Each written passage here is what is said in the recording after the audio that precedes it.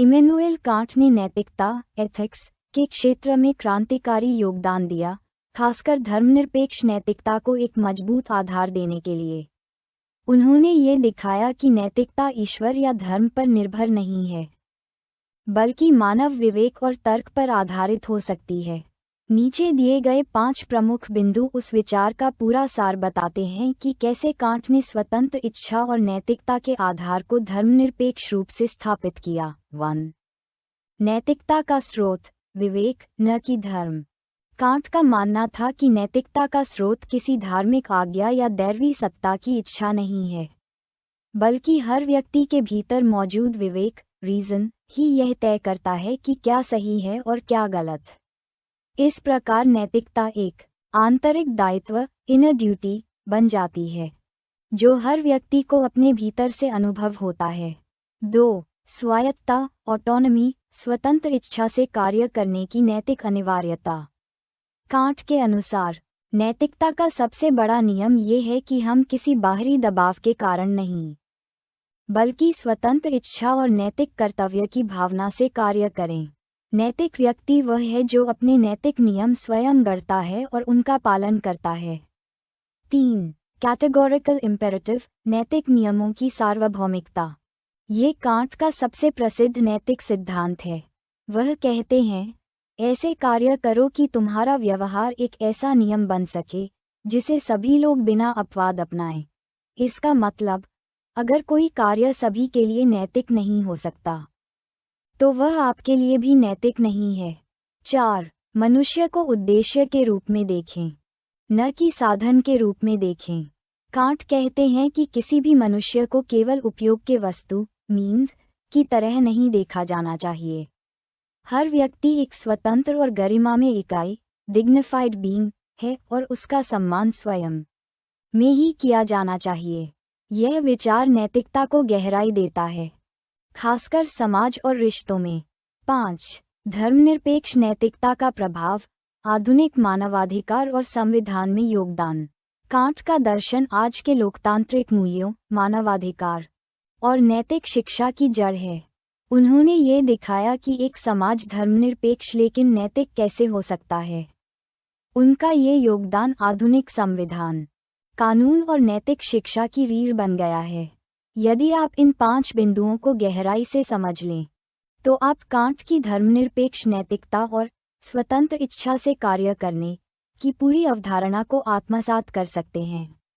आगे बढ़ने से पहले कृपया चैनल को लाइक और सब्सक्राइब करें, ताकि आपका साथ हमेशा बना रहे और हमारी हर नई बात आप तक पहुंचती रहे। तो चलिए इन महत्वपूर्ण बिंदुओं की गहराई से पड़ताल करते हैं। 1. नैतिकता का स्रोत विवेक, न कि धर्म। बारिश की एक उदास दोपहर थी। हवाओं में ठंडक थी, लेकिन रूह की भीतर कोई अनकही आग जल रही थी। जर्मनी के कोने में एक छोटा सा कस्बा था, कोनिसबर्ग। वहीं पर एक युवा लड़की अलिजा अपने पिता के अंतिम संस्कार से लौट रही थी। वह पादरी थे। जीवन भर उन्होंने ईश्वर के नाम पर लोगों को नैतिकता का पाठ पढ़ाया, मगर उनकी मृत्यु से कुछ दिन पहले उन्होंने कुछ ऐसा कहा था जिसने अलिजा की सोच को उलट पुलट कर रख दिया था। बेटी, उन्होंने कांपती आवाज में कहा था, अगर मैं सिर्फ इसलिए अच्छा बना रहा क्योंकि मुझे स्वर्ग का लालच था, तो क्या मैं सच में अच्छा था? उस वाक्य ने अलिजा के मन में तूफान ला दिया। वह खुद से पूछने लगी, क्या अच्छाई सचमुच ईश्वर के डर से आती है? क्या नैतिकता किसी धर्मग्रंथ की आज्ञा का पालन भर है? और यदि कल को कोई यह कहे कि ईश्वर नहीं है, तो क्या मनुष्य नैतिक रह पाएगा? कुछ ही महीनों बाद यूनिवर्सिटी में अलिजा की मुलाकात एक रहस्यमय छात्र से हुई। उसका नाम था योनास। वह दर्शनशास्त्र पढ़ता था और कांट के विचारों का गहरा अनुयायी था। वह चुपचाप क्लास में बैठता, नोट्स नहीं बनाता, पर प्रोफेसर से हर सवाल के जवाब ऐसे देता जैसे सत्य की रगें उसके खून में बह रही हों। एक दिन लाइब्रेरी में, जब पूरा कॉलेज किसी उत्सव में डूबा था, अलिजा अकेली बैठी थी, सोचों में गुम। योनास ने पास आकर पूछा, तुम्हारा मन कहाँ खोया है?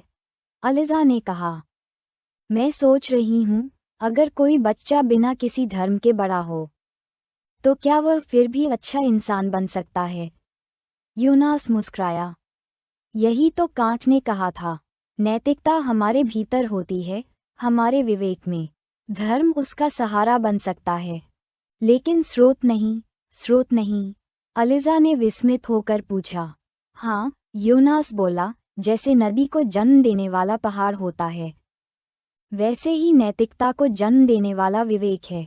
धर्म तो केवल वो बांध है जो उसे दिशा देता है, मगर नैतिकता का पानी भीतर से बहता है। अलिजा ने उसकी आंखों में कुछ देखा, कोई लौ, कोई सच्चाई जो किताबों से नहीं, भीतर से निकली थी। वह पूछ बैठी, क्या तुम मानते हो कि ईश्वर नहीं है? यूनास मुस्कुराया। मैं यह नहीं कहता कि ईश्वर नहीं है, लेकिन मैं ये कहता हूँ कि अगर नैतिकता का आधार केवल ईश्वर का डर हो, तो वह डर है, कर्तव्य नहीं। उस दिन के बाद अलिजा की रातें करवटों में बीतने लगीं। उसे लगा कि उसने जीवन की सबसे जरूरी बातों से पर्दा हटते देखा है। उसकी कल्पना में उसके पिता के शब्द गूंजने लगे, अगर मैं सिर्फ इसलिए अच्छा था कि मुझे स्वर्ग चाहिए था। कहानियाँ अक्सर वहाँ पहुँचती हैं जहाँ तर्क नहीं पहुँच पाते। इसलिए अब हम थोड़ा पीछे चलते हैं, इमैनुएल कांट के जीवन की ओर।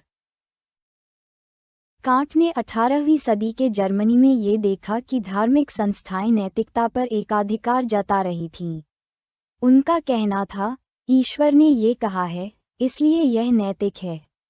पर कांट ने पूछा, क्या सचमुच यह नैतिक है, या सिर्फ इसलिए सही लग रहा है क्योंकि हम डरते हैं?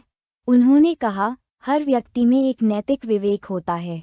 वह विवेक तर्क से, अनुभव से और आत्मनिरीक्षण से तय करता है कि हमें क्या करना चाहिए। अगर कोई व्यक्ति गरीब की मदद करता है क्योंकि उसे पुण्य मिलेगा, तो वह नैतिक नहीं है। लेकिन अगर वही व्यक्ति बिना किसी उम्मीद के मदद करता है, सिर्फ इसलिए कि उसका विवेक कहता है कि यही सही है, तो वह नैतिक है। अलिजा के लिए यह विचार किसी प्रेम जैसा था, गूढ़, गहरा, मगर स्पष्ट। एक दिन वह अपने आप से बोली, मैं अब अच्छा बनूंगी, क्योंकि मुझे अपने अंदर की आवाज़ पर विश्वास है। क्योंकि अगर कोई देख भी न रहा हो, तब भी मेरा विवेक मुझे देखता है। उसने एक वृद्ध महिला की सहायता की, बिना कोई तस्वीर लिए, बिना किसी मंच पर चढ़े, बिना किसी धर्मस्थल से प्रशंसा पाए। वह सिर्फ इसलिए मुस्कराई क्योंकि उसका भीतर संतुष्ट था। एक रात यूनास ने उसे चिट्ठी दी। उसमें लिखा था, मैं तुमसे प्रेम करता हूँ, उसी तरह जैसे एक अच्छा इंसान नैतिक होता है। बिना किसी उम्मीद के, बिना किसी बदले के, केवल इसलिए कि यह सही है। अलिजा की आंखों में आंसू थे। वह समझ चुकी थी, प्रेम और नैतिकता दोनों का स्रोत विवेक है, न कि भय। अब यदि हम कांट की गहराई में उतरें, तो वह हमें 3 बड़ी बातें सिखाते हैं। 1. नैतिकता किसी धर्मग्रंथ या पादरी की आज्ञा नहीं है। वह हर इंसान में जन्म से मौजूद एक नैतिक अभ्यंतर है, एक नैतिक तर्क शक्ति। 2. जब हम विवेक के अनुसार निर्णय लेते हैं, तब हम खुद के लिए नियम बना रहे होते हैं। और यही नैतिकता की उच्चतम अवस्था है, स्वतंत्र सोच, स्वतंत्र इच्छा। 3. धर्म नैतिकता को सहारा दे सकता है, पर यदि धर्म हिंसा, भेदभाव या लालच सिखाए, तो विवेक उसे अस्वीकार करता है। कांट की यह सोच उनके समय के लिए क्रांतिकारी थी, लेकिन आज भी भारत, अमेरिका, अफ्रीका या यूरोप, हर जगह प्रासंगिक है। क्योंकि चाहे तुम्हारा नाम अलिजा हो या आर्या, यूनास हो या यूसुफ, अच्छा बनना किसी धर्म की बपौती नहीं है। अच्छा बनना मनुष्यता की सबसे सुंदर परंपरा है। और जब कोई मनुष्य अपने भीतर की उस दिव्य आवाज़ को सुनकर जीने लगे, तो न वह पाप से डरता है, न पुण्य का मोह रखता है। वह जीता है जैसे प्रेम किया जाता है, स्वतंत्र इच्छा से, पूरी सच्चाई से। ये थी पहली कहानी। अब अगली कहानी में हम बात करेंगे 2. स्वायत्तता, ऑटोनॉमी, स्वतंत्र इच्छा से कार्य करने की नैतिक अनिवार्यता। ठंडी बर्फ से ढकी सड़कें, पीले लैंपपोस्ट की धुंधली रोशनी में थरथराते पैरों के साथ चलती एक लड़की, माथा, अपने ही जीवन से जूझ रही थी। उसके चारों ओर बर्फ की चुप्पी थी, पर उसके भीतर एक तूफान। वह 25 साल की थी। जर्मनी के एक छोटे शहर माग्देबर्ग में संगीत सिखाती थी और पिछले 3 सालों से एक ऐसे रिश्ते में थी जहां निर्णय उसके लिए कोई मायने नहीं रखते थे। उसका प्रेमी, एड्रियन, हर निर्णय खुद करता। कौन से कपड़े पहनने हैं, क्या खाना है, कहाँ जाना है, किससे मिलना है, यहाँ तक कि किस बात पर हंसना है। माथा को कभी लगता था कि यह प्यार है, पर धीरे धीरे वह समझने लगी थी। यह नियंत्रण है। एक दिन एड्रियन ने कहा, अगर तुम मुझसे सच में प्यार करती हो, तो अपने सपनों को छोड़ दो। मुझमें ही सब कुछ देखो। वह मुस्कराई थी, पर दिल में कुछ मर गया था। उसी शाम यूनिवर्सिटी में एक गेस्ट लेक्चर था। विषय था स्वतंत्र इच्छा और नैतिकता। वक्ता था प्रोफेसर थॉमस हाउफमैन, एक बूढ़े दार्शनिक जिनकी आंखों में धधकता हुआ विवेक झलकता था। उन्होंने कहा, अगर आप केवल डर से या प्रेम में घुलकर किसी और के निर्णय पर चलें, तो आप नैतिक नहीं हैं। आप तब तक नैतिक नहीं बन सकते जब तक आप स्वयं अपनी इच्छा से निर्णय न लें। माथा जैसे नींद से जगी। वह रात माथा ने रोते हुए बिताई, अपनी पुरानी डायरी पढ़ते हुए। उसने अपनी 17 साल की उम्र में लिखा था, एक दिन मैं गाना गाऊंगी, किसी संगीत घर की छत के नीचे नहीं, अपने आत्मा की छत के नीचे, सिर्फ इसलिए क्योंकि यह मेरी इच्छा है। और उसी रात उसने पहली बार अपने भीतर कांट को सुना, कांट जिसने कहा था, स्वायत्तता वह नियम है जो व्यक्ति स्वयं अपने विवेक से बनाता है। कोई भी कार्य तब तक नैतिक नहीं हो सकता जब तक वह स्वतंत्र इच्छा से न किया गया हो। ये बात सिर्फ प्रेम में नहीं, जीवन के हर क्षेत्र में लागू होती है। कल्पना कीजिए, एक बच्चा स्कूल जा रहा है। क्यों? क्योंकि माँ डांटेंगी। क्यों? क्योंकि अंक मिले तो इनाम मिलेगा। कांट कहता है, ऐसा बच्चा नैतिक नहीं, सिर्फ अनुशासित है। नैतिक तब बनेगा जब वह समझेगा कि शिक्षा उसे मनुष्य बना रही है, जब उसका निर्णय उसके अपने विवेक से निकलेगा। माथा ने अगले दिन एड्रियन से बात की। उसने कहा, मैं अब किसी प्रेम में इसीलिए नहीं रह सकती कि तुम मुझसे उम्मीद रखते हो कि मैं तुम्हारी परछाई बन जाऊं। मैं अब अपने निर्णय खुद लूंगी। अगर तुम मुझसे प्रेम करते हो, तो मुझे मेरी स्वायत्तता के साथ प्रेम करो, नहीं तो ये प्रेम नहीं, दास्ता है। एड्रियन चुप रहा और माथा चली गई, पहली बार किसी फैसले से डरकर नहीं, बल्कि खुद के भीतर की आवाज़ पर भरोसा करके। अब हम कांट के उस विचार की गहराई में उतरते हैं जिसे वह स्वायत्तता, ऑटोनॉमी कहते हैं। स्वायत्तता यानी अपने लिए नैतिक नियम बनाना, बाहरी दबाव या लालच से मुक्त होकर निर्णय लेना। और ऐसा निर्णय लेना जिसे अगर कोई और भी अपनाए तो दुनिया बेहतर हो जाए। कांट के अनुसार, यदि कोई व्यक्ति अपने माँ बाप का सम्मान सिर्फ इसलिए करता है कि उसे संपत्ति में हिस्सा चाहिए, तो वह नैतिक नहीं है। पर यदि वही व्यक्ति उन्हें सम्मान इसलिए देता है क्योंकि उसका विवेक कहता है कि यही सही है, तो वह नैतिक है। एक सच्चे नैतिक व्यक्ति की पहचान क्या है? 1.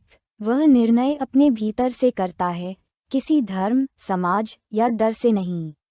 2. वह हर कार्य में स्वयं को एक कानून निर्माता समझता है। 3. वह दूसरों पर अपना नियम थोपता नहीं, लेकिन खुद के विवेक को इतना गंभीरता से लेता है कि वह उसे सार्वभौमिक बनाना चाहता है। माथा ने अब अपना संगीत स्कूल शुरू किया। एक दिन एक छात्र ने पूछा, मैम, आप किसके लिए गाती हैं? उसने कहा, पहले मैं किसी के लिए गाती थी, अब मैं खुद के लिए गाती हूँ। और जब आप खुद के लिए गाते हो, तो दुनिया के लिए भी गाते हो। प्रोफेसर थॉमस ने उसे एक बार कहा था, कांट का दर्शन कठिन है, पर जब तुम किसी बच्चे को ये सिखा दो कि वो डर या इनाम से नहीं, बल्कि खुद के विवेक से अच्छा काम करे, तब तुम उसे नैतिकता सिखा रहे हो। इस कहानी का अंत कहीं नहीं होता, क्योंकि स्वायत्तता कोई लक्ष्य नहीं, वह एक यात्रा है। हर सुबह जब कोई व्यक्ति कहता है, आज मैं अच्छा बनूंगा क्योंकि मेरा मन कहता है यही सही है, तो वह कांट की आत्मा को जीवित करता है। और यही है वह प्रेम जिसमें न कोई स्वर्ग है, न नरक का डर, न बंधन, बस एक मुक्त इच्छा से लिया गया निर्णय, जो प्रेम बनता है और नैतिकता भी। अब प्रस्तुत है तीसरी कथा, एक नई भावनात्मक यात्रा, कांट के तीसरे मूलभूत विचार पर आधारित। 3. कैटेगोरिकल इम्पेरेटिव, नैतिक नियमों की सार्वभौमिकता। ये कहानी एक चाय की दुकान से शुरू होती है, भारत के एक छोटे से पहाड़ी कस्बे में। दुकान का नाम था ईमान की चाय और उस पर काम करता था 18 वर्षीय लड़का आरव। आरव की दुनिया बहुत छोटी थी, रोज सुबह माँ की दवाई, फिर चाय की दुकान, फिर शाम को स्कूल। और इसी दुनिया में एक रोशनी थी, सिया। सिया उसी स्कूल में पढ़ती थी जहाँ आरव रात को झाड़ू लगाया करता था। सिया को आरव के हाथ की चाय बहुत पसंद थी, लेकिन उससे भी ज्यादा पसंद था उसका सीधा सच्चा स्वभाव। एक दिन सिया ने पूछा, आरव, तुम इतना ईमानदार क्यों हो? इतने लोग दुकान में पैसे नहीं देते, झूठ बोलते हैं, पर तुम कभी गुस्सा नहीं करते, ना ही बदले में बुरा करते हो।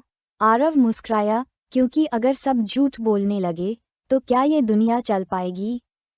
वहीं से शुरू होती है कांट के कैटेगोरिकल इम्पेरेटिव की यात्रा, एक ऐसा नैतिक नियम जो न सिर्फ व्यक्ति के लिए बल्कि हर इंसान के लिए हो, और हो बिना किसी अपवाद के। कांट कहते हैं, ऐसा कार्य करो, जो नियम तुम अपनाते हो वह ऐसा हो कि हर कोई उसे अपना सके। अब कहानी में मोड़ आता है।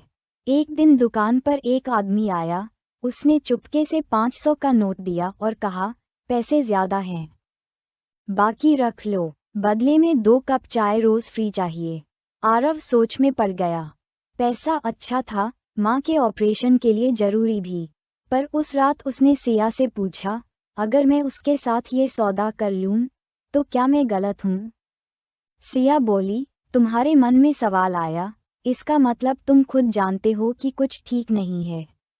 आरव ने कांपते हुए कहा, अगर हर दुकानदार ऐसा करने लगे तो ग्राहक और दुकानदार का रिश्ता टूट जाएगा, और फिर कोई ईमानदारी नहीं बचेगी। यही है कैटेगोरिकल इम्पेरेटिव।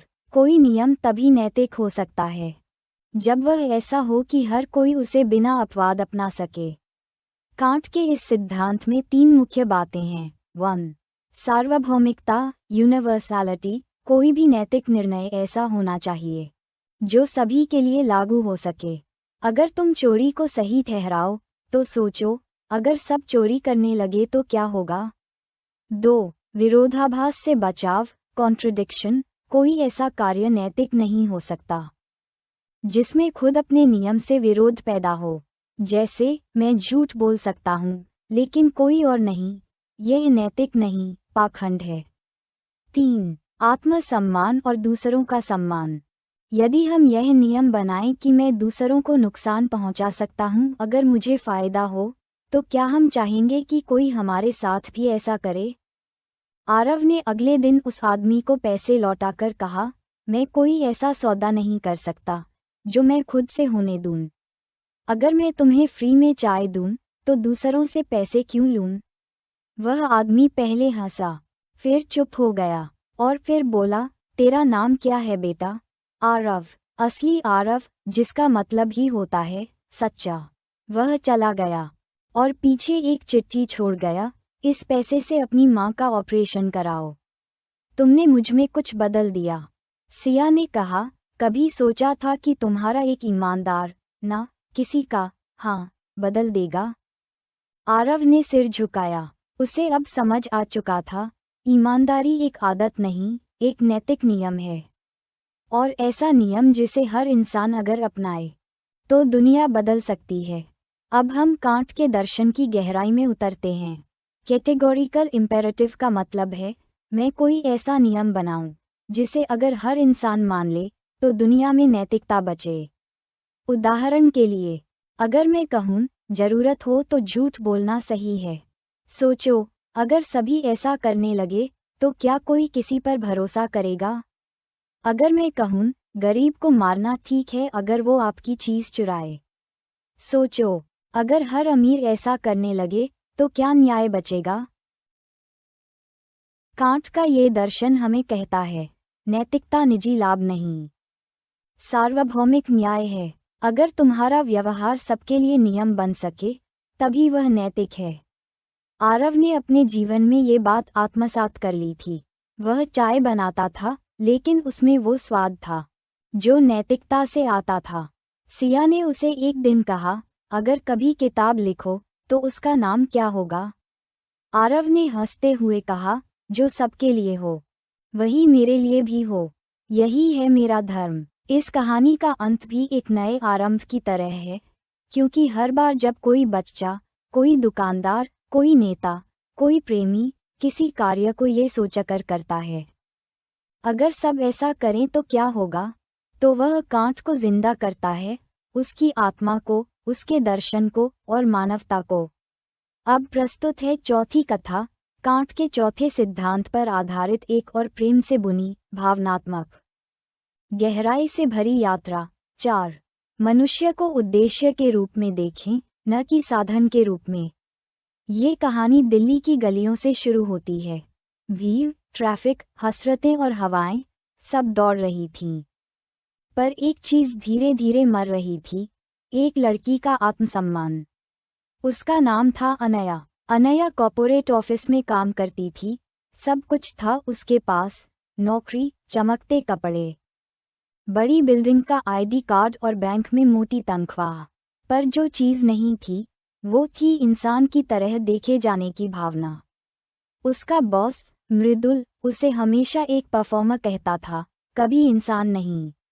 मीटिंग में वह बोलता, अनया तुम मेरी पावर हो, मैं तुम्हें यूज करता हूँ जैसे कोई अपनी बेस्ट मशीन को यूज करता है। पहले अनया हंसती थी, फिर एक दिन उसकी आंखों में आंसू आ गए।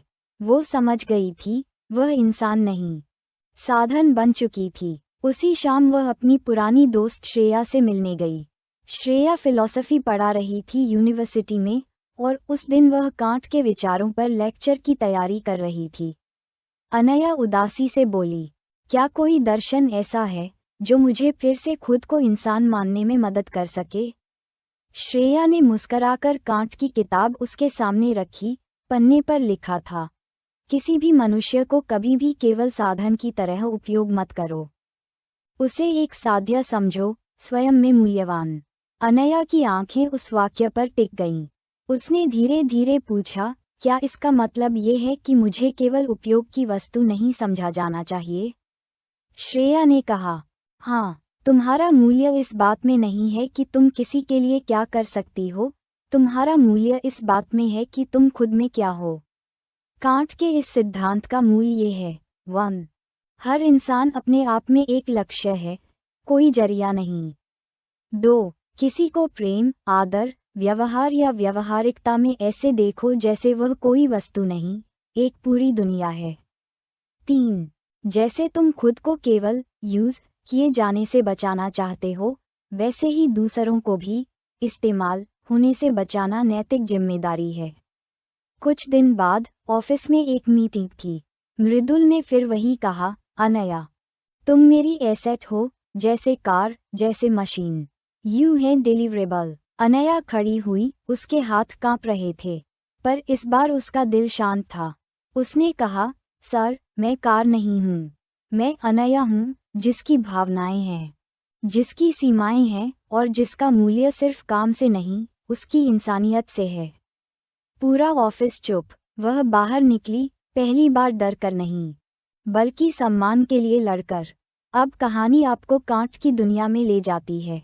कांट के अनुसार, जब भी हम किसी को केवल एक साधन की तरह इस्तेमाल करते हैं, मसलन किसी का झूठा उपयोग सिर्फ इसलिए कि वह मदद कर देगा, किसी से प्रेम का नाटक सिर्फ इसलिए कि वह भावनात्मक सहारा बन सके, किसी को काम पर रखकर उसकी मानवता भूल जाना, तब हम नैतिक रूप से असफल होते हैं। कांट कहता है, हर मनुष्य एक मूल्य है, न कि कीमत। वह मूल्य जो न किसी पैकेज से कम होता है, न प्रमोशन से बढ़ता है। हर बार जब तुम किसी इंसान को ये सोचकर देखो कि मुझे इससे क्या फ़ायदा होगा, तो रुक जाना चाहिए। उसकी जगह ये पूछना चाहिए, क्या मैं इस व्यक्ति का सम्मान कर रहा हूँ, जैसे मैं चाहता हूँ कि मेरा किया जाए? अनया ने अब एक नई नौकरी ली। छोटी तनख्वाह थी, पर वहाँ लोग उसे नाम से बुलाते थे, संपत्ति की तरह नहीं। वह जान गई थी, उसका मूल्य उसकी उपयोगिता से नहीं, उसकी गरिमा से तय होता है। एक शाम ऑफिस में एक नया लड़का, आरव, उससे पूछ बैठा, आप इतनी आत्मनिर्भर क्यों लगती हैं? अनया ने मुस्कराकर कांट का सिद्धांत कहा, क्योंकि मैं किसी का जरिया नहीं बनना चाहती, मैं अपने लिए एक लक्ष्य हूँ। और जब तुम किसी को उसके लिए ही स्वीकारते हो, तब प्रेम होता है, सौदा नहीं। कभी कभी हम रिश्तों में भी यही गलती करते हैं। किसी को पसंद इसलिए करने लगते हैं क्योंकि वह हमारी उदासी मिटा देता है, अकेलापन भरता है, या हमारी ज़रूरतें पूरी करता है। पर वह प्रेम नहीं, उपयोग है। प्रेम तब होता है जब हम सामने वाले को उसके होने भर के लिए चाहते हैं, न कि किसी उद्देश्य या सुविधा के लिए। कांट की इस बात से दुनिया में बहुत कुछ बदल सकता है। नेता जनता को वोट मशीन नहीं समझेंगे, पुरुष स्त्री को केयरगिवर नहीं, एक स्वतंत्र आत्मा समझेंगे। कंपनियां कर्मचारियों को रेस के घोड़े नहीं, सम्मान योग्य मनुष्य समझेंगी। अनया ने अब अपने कमरे में कांट की वह पंक्ति फ्रेम करवा ली थी, किसी व्यक्ति का उपयोग केवल साधन के रूप में न करें, बल्कि हमेशा उसे उद्देश्य के रूप में भी देखें। हर सुबह वह उसे देखकर ऑफिस जाती, और हर शाम वह कुछ बदल चुकी होती, थोड़ा और गरिमा में, थोड़ा और मानवीय। इस कहानी का सार है, इंसान को कभी भी वस्तु मत बनाओ, न अपने जीवन में, न दूसरों के। क्योंकि जब कोई किसी को सिर्फ इस्तेमाल करता है, तो दोनों हारते हैं। अब प्रस्तुत है 5वीं और अंतिम कथा, कांट के विचारों के सबसे बड़े प्रभाव पर आधारित। 5. धर्मनिरपेक्ष नैतिकता का प्रभाव, आधुनिक मानवाधिकार और संविधान में योगदान। साल था 1947। अभी भारत आज़ाद ही हुआ था। देश नए संविधान की तैयारी में था। दिल्ली की सर्दियों में धुंध छाई हुई थी, लेकिन संविधान सभा के भीतर कुछ लोगों की आंखों में एक नई रोशनी थी। उनमें से एक थे आरिफ मिर्जा, एक युवा विचारक जो किसी राजनीतिक दल से नहीं, बल्कि एक दार्शनिक प्रेरणा से जुड़ा था। उसकी जेब में एक किताब रहती थी, इमैनुएल कांट की groundwork of the metaphysics of morals. किसी ने पूछा था, आरिफ, तुम भारतीय संविधान लिखने में यूरोपीय दर्शन क्यों लाए हो? उसने मुस्कराकर कहा था, क्योंकि नैतिकता की जड़ न धर्म में है, न भूगोल में, वो विवेक में है, और कांट ने यही सिखाया। वहीं दूसरी ओर, इसी देश में एक गांव था, झारखंड के पास, जहां एक युवा लड़की मीरा स्कूल में पढ़ रही थी। उसका सपना था जज बनना, लेकिन गांव के बुजुर्ग कहते थे, लड़कियों को धर्म सिखाता है घर में रहना, न्याय नहीं देना। मीरा जब पूछती, कौन सा धर्म, तो जवाब आता, जो सदियों से कहा गया है। वहीं मीरा की टीचर मिस विसंती अक्सर कक्षा में कुछ अजीब कहानियां सुनाया करती थीं। अगर धर्म कहे कि किसी को गुलाम बना लो, और विवेक कहे कि यह गलत है, तो किसकी सुनोगे? बच्चे चुप। मिस विसंती कहती, विवेक की, क्योंकि धर्म बदल सकते हैं, लेकिन मनुष्यता नहीं। मीरा के भीतर आग लग गई थी, एक शुद्ध नैतिक आग। उसने पढ़ा, संविधान में राइट टू इक्वालिटी है, फ्रीडम ऑफ रिलीजन है, राइट टू डिग्निटी है, और इन सब के पीछे जो भावना है, वह है, तुम इंसान हो, इसलिए तुम्हारे अधिकार हैं। तुम मुसलमान हो या हिंदू, अमीर हो या गरीब, इससे फर्क नहीं पड़ता। ये भावना कहाँ से आए? यहीं पर कांट की धर्मनिरपेक्ष नैतिकता सामने आती है। कांट कहते हैं, 1. नैतिकता ईश्वर पर आधारित नहीं होनी चाहिए, वरना नास्तिक नैतिक कैसे होंगे? 2. हर इंसान का मूल्य उसकी आत्मा में नहीं, उसकी विवेक शक्ति में है। 3. जो नियम तुम खुद के लिए सही मानते हो, वही सबके लिए लागू करो, बिना किसी धार्मिक भेदभाव के। आज जो हम कहते हैं, सभी मनुष्य जन्म से समान हैं। हर व्यक्ति को गरिमा से जीने का अधिकार है। धर्म, जाति, लिंग से परे इंसान पहले है। ये सब बातें सीधे सीधे कांट की नैतिकता से जन्मी हैं। आरिफ मिर्जा जब संविधान सभा में बैठे, उन्होंने एक बात कही थी, हम धर्मनिरपेक्ष इसलिए नहीं हैं कि हम धर्म से भाग रहे हैं। हम धर्मनिरपेक्ष इसलिए हैं कि हम नैतिकता को मानव विवेक में खोज रहे हैं। मीरा जब सुप्रीम कोर्ट की पहली सुनवाई में गई, उसकी आंखों में आंसू थे, क्योंकि वह अब जज थी और पहली बार उसके सामने एक केस था जिसमें एक औरत को इसलिए घर से निकाला गया था क्योंकि वह दूसरे धर्म के पुरुष से प्रेम करती थी। मीरा ने कांपती आवाज में कहा, यह न्यायालय धर्म का नहीं, नैतिक विवेक का संरक्षक है। यहाँ हर वह व्यक्ति बराबर है जो इंसान है। कांट का ये दर्शन भारत तक कैसे पहुंचा? जब दुनिया ने द्वितीय विश्वयुद्ध देखा, जब धर्म और नस्ल के नाम पर यहूदियों की हत्या हुई, तब इंसानों ने पूछा, क्या नैतिकता केवल धर्म से आएगी? उत्तर था, नहीं। संयुक्त राष्ट्र ने जो मानव अधिकारों की सार्वभौमिक घोषणा बनाया, उसमें पहला वाक्य था, सभी मानव जाति के सदस्य स्वतंत्र रूप से उत्पन्न होते हैं और समान गरिमा तथा अधिकारों के साथ होते हैं। ये कांट की आत्मा थी। कांट ने कभी धर्म का अपमान नहीं किया, उन्होंने बस ये कहा, यदि कोई धर्म किसी को नीचा दिखाए, गुलाम बनाए या विवेक को कुचले, तो वह नैतिक नहीं हो सकता। आज जब आप संविधान पढ़ते हैं, जब आप बाल अधिकार, महिला सशक्तिकरण, धार्मिक स्वतंत्रता, LGBTQ अधिकारों की बात करते हैं, तो हर बार आप अनजाने में कांट को याद कर रहे होते हैं।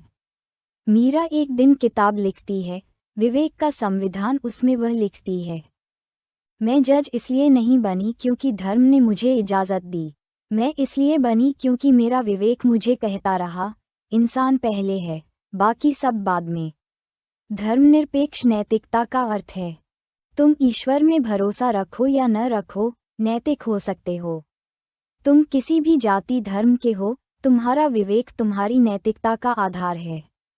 कानून, संविधान और मानवता तभी टिकेगी जब वे विवेक और सार्वभौमिक नैतिकता से प्रेरित होंगे।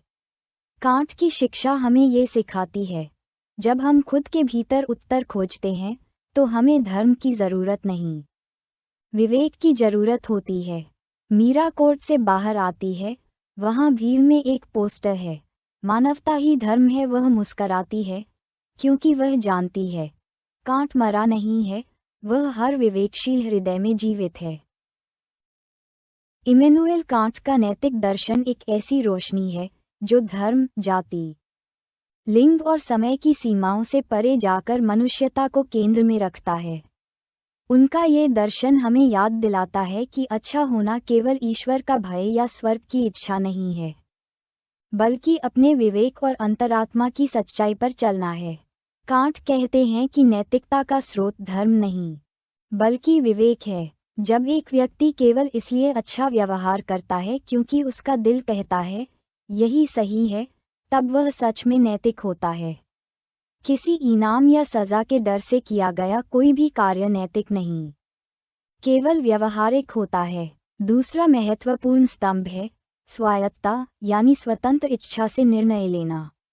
जब हम बिना किसी सामाजिक दबाव, भय या लालच के अपने विवेक से सही और गलत तय करते हैं, तब हम असल में नैतिकता का पालन कर रहे होते हैं। कांट के अनुसार नैतिकता की सुंदरता इसी में है कि वह व्यक्ति को स्वयं का नियम निर्माता बनाती है। तीसरा, कैटेगोरिकल इम्पेरेटिव, वह सार्वभौमिक नैतिक नियम है जो कहता है, ऐसा आचरण करो जिसे हर कोई बिना अपवाद अपनाए तो समाज और जीवन बेहतर हो।